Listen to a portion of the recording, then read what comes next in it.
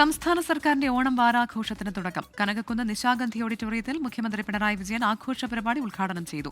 സംവിധായകനും നടനുമായ ബേസിൽ ജോസഫ്, തമിഴ് നടൻ രവി മോഹൻ എന്നിവരാണ് മുഖ്യാതിഥികളായി എത്തിയത്.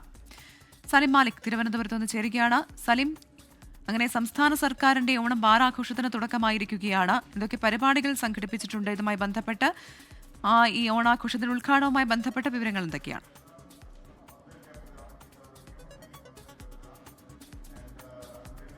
പ്രവിത, ഇനിയുള്ള ഒരാഴ്ചക്കാലം തലസ്ഥാന നഗരം ഒരു ഉത്സവ ലഹരിയിലാവുകയാണ്. ഓണം വാരാഘോഷത്തിന്, സംസ്ഥാന സർക്കാരിന്റെ ഓണം വാരാഘോഷത്തിന് ഔദ്യോഗികമായി തുടക്കം കുറിക്കപ്പെട്ട് കഴിഞ്ഞു. മുഖ്യമന്ത്രി പിണറായി വിജയൻ അല്പസമയം മുൻപാണ് ആ ചടങ്ങ് ഉദ്ഘാടനം ചെയ്ത ശേഷം വേദി വിട്ടത്.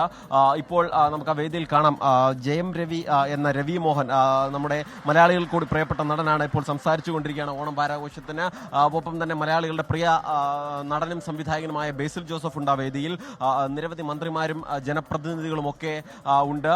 അതിനുമപ്പുറത്തേക്ക് ആ വേദി തിങ്ങി നിറഞ്ഞ സദസ്സാണ് എന്നുള്ളത് കൂടി നമ്മൾ കാണണം. അതുകൊണ്ട് തന്നെ അത്രയധികം ആളുകൾ ആകാംക്ഷയോടുകൂടി തന്നെ ഇത്തവണത്തെ ഓണം കളർഫുൾ ആക്കാൻ കാത്തിരിക്കുന്നുണ്ട് എന്നുള്ളതാണ്. അതിനുമപ്പുറത്തേക്ക് തിരുവനന്തപുരം നഗരത്തിന്റെ പ്രത്യേകത ഇത്തരം ആഘോഷങ്ങളിൽ ദീപാലങ്കൃതമായി അതിഗംഭീരമാകാറുണ്ട്. ഇത്തവണയും അതിന് ആ പതിവ് തെറ്റിച്ചിട്ടില്ല. അല്പസമയം മുൻപാണ് ആ ലൈറ്റുകൾ ഓൺ ചെയ്തത്. ഇനി മുതൽ തിരുവനന്തപുരത്തെ രാത്രികൾ കൂടുതൽ മനോഹരമാകും എന്നുള്ളതാണ്. അത് ഒരു കാണേണ്ട കാഴ്ചയാണ്. നമ്മുടെ ക്യാമറാമാൻമാർ അതിന്റെ ദൃശ്യങ്ങൾ ഇപ്പോൾ ശേഖരിച്ചുകൊണ്ടിരിക്കുകയാണ്. അത് പ്രേക്ഷകർക്കും, തിരുവനന്തപുരത്തേക്ക് എത്താൻ കഴിയാത്ത പ്രേക്ഷകർക്കും ആ മനോഹരമായ ദൃശ്യം നമുക്ക് കാണാൻ കഴിയുന്ന രീതിയിലുള്ള ക്രമീകരണം നമ്മൾ എന്തായാലും ഒരുക്കിയിട്ടുണ്ട്.